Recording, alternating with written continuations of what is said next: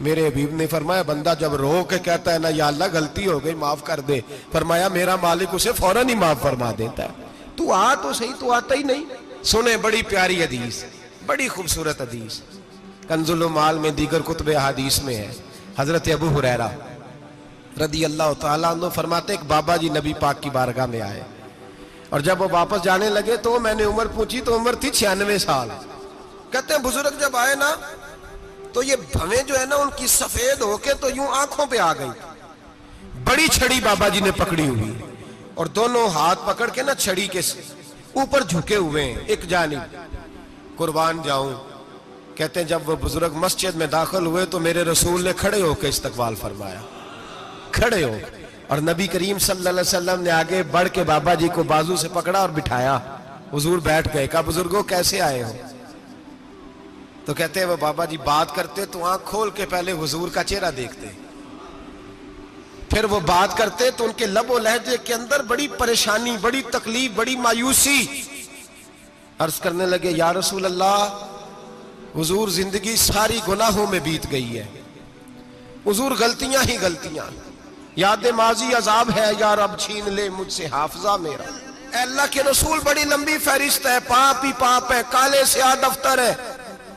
या रसूल अल्लाह सल्लल्लाहु अलैहि वसल्लम जब पलट के देखता हूं हुजूर मुझे नेकी दिखाई नहीं देती। हुजूर इस उम्र में आपका एक सहाबी मिला है, उसने बात समझाई है तो थोड़ा ख्याल आया है, लेकिन या रसूल अल्लाह सल्लल्लाहु अलैहि वसल्लम अब मेरा वजूद बेकार हो गया है, हुजूर बूढ़ा हो गया हूं। 3 बातें कही बुजुर्गों ने और निराली कही।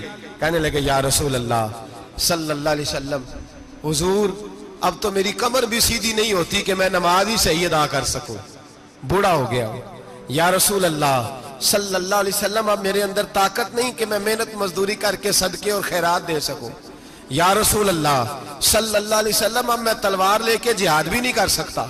हुजूर ना मैं लंबी नमाजें पढ़ सकता हूं, आका ना मैं सदकातो खैरात दे सकता हूं, महबूबा ना मैं दीन के लिए कोई जिहाद कर सकता हूं। बेकार वजूद है, बेकार बेकार वजूद को तो घर वाले बर्दाश्त नहीं करते, बच्चे दुआ करते हैं या अल्लाह अब्बा जी को पर्दा दे दे, अम्मा को पर्दा दे दे, बेकार हो गया हूं और आज आया हूं तो मुझ बेकार को मेरा रब कबूल कर लेगा। आज कलमा पढ़ूं तो बेकार हूं, किसी काम का नहीं, ना नमाज ना सदकात ना जिहाद, कबूल कर लेगा। हजरत अबू हुरैरा फरमाते हैं जैसे बरसात में बारिश की झड़ी लगती है, यूं मुस्तफा की आंखों से झड़ी लग गई। हुजूर खुल के रोए, खुल के। और मेरे हबीबे पाक ने फरमाया बुजुर्गों बड़े मुजाहिद हैं, दीन के लिए जिहाद करने वाले बड़े हैं, रब करीम को आपकी तलवार की इतनी हाजत नहीं। और फरमाया उसके खजाने कोई खाली तो नहीं कि आप ही गोया सदका देंगे तो भरे जाएंगे। और फरमाया फिर रब करीम की शान में इजाफा नहीं करती इबादतें, वो तो बंदे को नफा देती हैं। मैं बुजुर्गों ना आप जिहाद करें ना आप सदकात दे, ला लंबी नमाजें पढ़े, आप सिदक दिल से आ जाए, अल्लाह के रसूल का वादा है रब आपको बगैर हिसाब किताब जन्नत अता फरमा देगा। आना तो शर्त है कि नहीं, आए तो सही ना, पहुंचे तो सही, आ जाए, उसको नहीं आदत सदकातो खैरात की, जिहाद की, तबलीग, आए तो सही ना। तू आ ही नहीं रहा, तू घर में बैठा हुआ है, तू सोया हुआ है, तू दुकानदारी कर रहा है, तू पैसे गिन रहा है, तू आया ही नहीं, आ तो सही। बल्कि मेरे नबी पाक फरमाते हैं जब अल्लाह पाक का भागा हुआ गुलाम आता है फिर तो अल्लाह ज्यादा राजी होता है, फिर तो अल्लाह ज्यादा राजी होता है, ज्यादा राजी होता है। तू आ तो सही, पहुंच तो सही। बल्कि सूफिया तो और बात करते हैं, वो कहते तू कभी भूल के भी रब रब करे तो अल्लाह तो उसे भी कबूल कर लेता है, भूल के। मुल्ला रूमी कहते हैं बनी इस्राइल का बंदा है, सनम पत्थर को कहते हैं, बुत को कहते हैं, बुत के सामने खड़ा है और सारी रात कहता है या सनम या सनम या सनम, ऐ पत्थर ऐ बुत, सारी रात पुकारता रहा।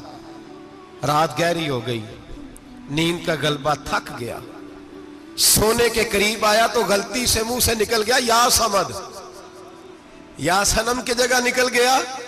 रब करीम ने फरमाया जिब्रील दौड़ के जा, जो मांगता इसे दे दे। हजरत जिब्रील अर्ज करते हैं मौला भूल के तेरा नाम ले रहा है, भूल के ले रहा है, तो रब करीम ने फरमाया चल नाम तो मेरा ही ले रहा है ना, मेरा ले रहा है ना। या अल्लाह, वो अल्लाह करीम ने फरमाया झूठे के सामने सारी रात का खड़ा है, सारी रात का पुकार रहा है, उसे कुछ नहीं मिला, तो सच्चे का नाम लिया है। अगर मैं भी कुछ ना दूं और बुत में और मुझ में फर्क क्या रह जाएगा? जा जो मांगता है झोली भर के दे, नाम तो लिया है ना। ओ भाई तू बहाना तो बनाना, ओ आ तो सही ना, तू यहां आ जा, पहुंच जा, आ जा, बस बैठ जा, उसकी बारगाह नाज में हाजिर तो हो ना। तुझे फुर्सत ही नहीं, तू यारों के लिए टाइम निकालता है, बाजारों के लिए टाइम निकालता है, गलियों के लिए टाइम निकालता है, चौकों चौराहों के लिए टाइम निकालता है, हफ्ते में एक दिन होटलिंग के लिए भी जाता है, लेकिन कभी छुप के दो नफलों की तुझे तौफीक नहीं होती। और मैं कई दफा कह चुका हूं, जिस बंदे को बगैर इबादत के रिज़्क ज्यादा मिलने लग जाए, उस पर आजमाइश होती है रब करीम की। अल्लाह फरमाता है इसको पैसे दो, इसे आने ना देना, इसको को चल पैसे दौड़ जा। लोग समझते हैं मैं बड़ा ज़हीन हूं, अक्लमंद हूं, देखो मैं अपनी होशियारी से, चलाकी से आगे निकल गया। तो आजमाइश है, ये तो आजमाइश है रब करीम की तरफ से, ये तो उसकी खुफिया तदबीर है मेरे भाई। उसकी बारगाह नाज तक जो आ गया, आना तो हमारी जिम्मेदारी है कि नहीं, फिर उसकी रहमत आगे बढ़ के इस्तकबाल कर लेती है। और खुदा की रहमत कितनी ज्यादा है, मेरे हबीब करीम सैयद आलम सल्लल्लाहु अलैहि वसल्लम ने फरमाया अल्लाह ने अपनी रहमत के 100 हिस्से किए। कितने? हुजूर फरमाते हैं एक हिस्सा अल्लाह ने दुनिया में नाज़िल किया है। कितना? एक हिस्सा।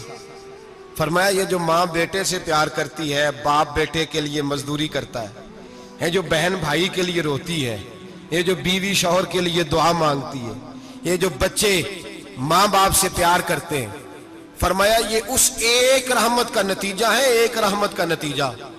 तो सहाबा कहने लगे या रसूलल्लाह वो 99 किधर है? नबी पाक ने फरमाया रब करीम ने संभाली हुई है, कयामत के दिन तुम्हें अता फरमाएगा।